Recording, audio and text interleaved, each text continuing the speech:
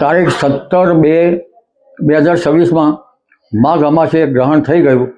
તેની અસર લગભગ ભારતમાં દેખાયું નથી, પણ તેની અસરો જે ભાગમાં દેખાય છે ત્યાં રહેવાની શક્યતા રહેશે. દક્ષિણ અમેરિકાના ભાગો, નોર્વે, માડાગાસ્કર ટાપુ, આ ભાગોમાં તેની અસર થવાની શક્યતા રહેશે.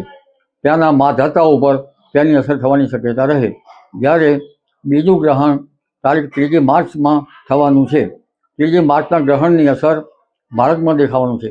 તેની અસર ખાસ કરીને એશિયા અને સિંહ રાશિમાં થનાર છે. એટલે ફ્રાન્સના ભાગો ઉપર તેની અસર થવાની શક્યતા રહેશે. યુરોપના ભાગો પર પણ તેની અસર થવાની શક્યતા રહેશે. આ ગ્રહણની અસર, ગ્રહોની અસરો કે ગ્રહણની અસર થાય છે તે સૂક્ષ્મતાથી કહી શકાતું નથી, પણ પાક ઉપર તેની અસર થાય છે, માનવ સમુદાય ઉપર અસર થાય છે. એટલે લગભગ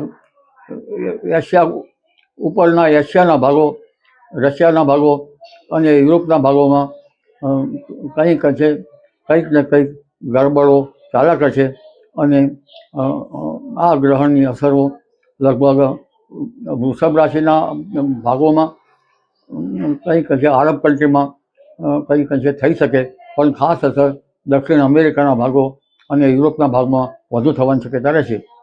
હવે માધાતાઓ ઉપર તેની અસર વધારે થતાં તેની અસરો લગભગ વિશ્વ માટે વિપરીત ન થાય તે જોવું રહ્યું.